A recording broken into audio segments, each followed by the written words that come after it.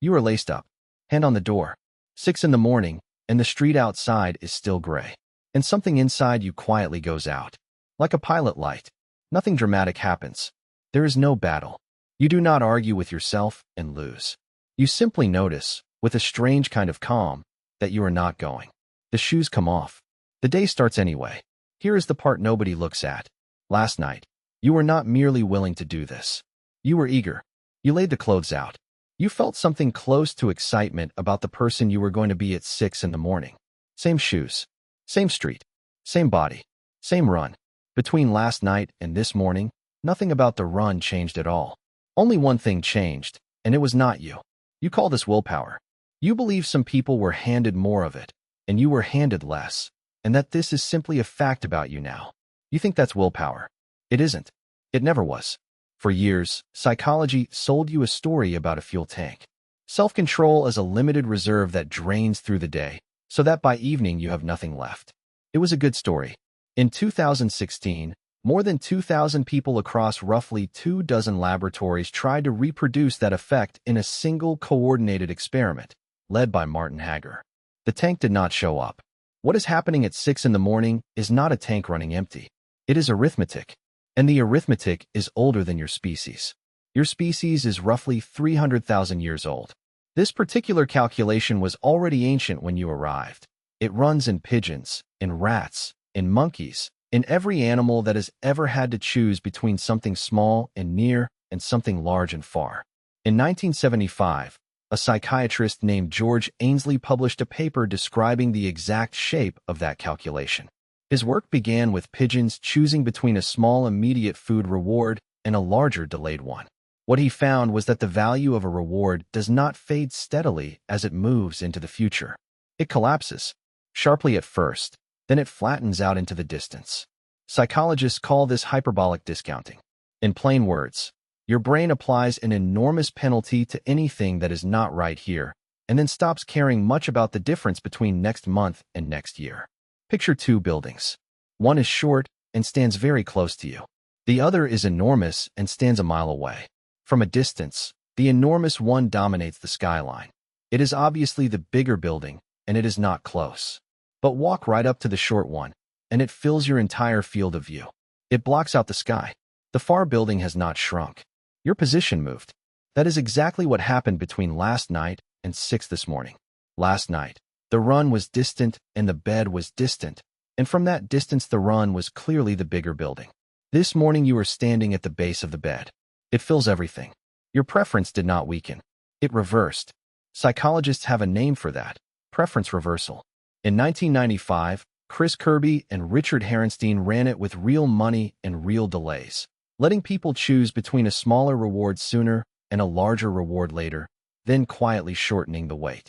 Almost every participant flipped. Not the weak ones. Not the undisciplined ones. Almost all of them. So call it what it is. Not a character flaw. A discount rate. A survival discount, applied automatically to every future you can imagine, by a brain that never expected the future to keep its promises. And now the story everyone thinks they already know. The marshmallow test. You have heard it 100 times. The children who could wait for the second marshmallow went on to succeed. The ones who grabbed did not. And this proves that self-control is destiny. Almost every part of that is wrong, including the part the researcher himself never claimed. In the late 1960s, Walter Mischel sat small children at Stanford in front of a single treat. Eat this now, or wait about 15 minutes and get two. Then he left the room. Now, what did the successful children actually do? They did not sit there heroically resisting. Mischel watched them and found the opposite. The ones who lasted turned away. They covered their eyes. They sang. They invented games with their hands.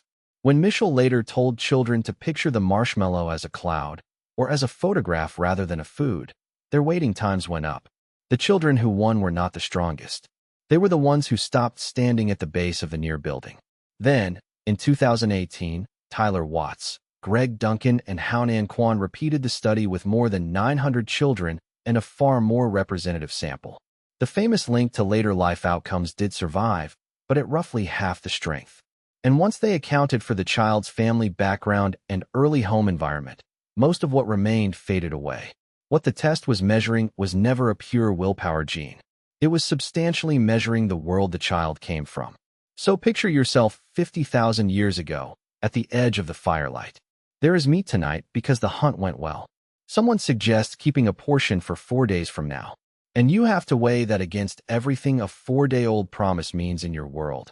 That it may rot, that it may be taken, that an animal may find it, that the group may move, that you may be somewhere else, that you may not be anywhere at all. A reward 4 days away was not a smaller version of a reward tonight. It was a rumor. Every single ancestor in your unbroken line resolved that trade well enough to survive it. The ones who reliably chose the rumor left no one behind. Here's the twist. Your discount rate is not fixed, and it is not broken. It is tuned. It reads your circumstances and adjusts. Gillian Pepper and Daniel Nettle laid this out in 2017. When a person's future is genuinely uncertain, unstable income, unstable housing, unstable health, a world where plans routinely fail to arrive, steep discounting is not a malfunction. It is an accurate response to accurate evidence. Taking the certain small thing now is the correct answer to an unreliable world, which means the person who can't delay gratification is often not weaker than you. They are reading a different set of data. And here is the mismatch you are living inside. Modern life is built almost entirely out of rewards that are real, reliable, enormous, and slow. The body you want is 11 months away. The savings account works in decades. The degree, the language, the manuscript, the relationship, all of them pay out on a schedule your ancestors would have found insane, in a world stable enough that the payout genuinely arrives. Your brain has no setting for that. It applies the ancient penalty anyway. You feel it every time you touch the snooze button, abandon a full cart, open a new tab instead of the document, or eat the thing at 9 at night that you promised yourself at 9 in the morning. Every one of those is the same shape. A small near building, blocking the sky, which tells you exactly where you have been fighting and why you keep losing. You have been trying to win at 6 in the morning, standing at the base of the building, with the arithmetic at its absolute worst. Nobody wins there. Ainslie's own answer was not to fight harder at close range. It was precommitment. You make the decision while the reward is still far away and both buildings are visible, and then you make reversing it expensive. That is not a metaphor. It is the shoes by the door, the alarm across the room, the transfer that leaves your account automatically at midnight, the friend already standing outside at 6. It is deciding once, at a distance, so that the version of you standing in the doorway has nothing left to decide. And it means the thing you have believed about yourself for years is not true. You are not a person with a small allowance of willpower. You are a person who keeps scheduling your battles at the exact moment your brain is worst equipped to fight them. So tomorrow the pilot light will go out again. It always does. But now you know what actually happened. Not that something in you failed, but that something in you did precisely the job it was built for, 50,000 years too late, and the only real move was never to be standing in that doorway undecided at all.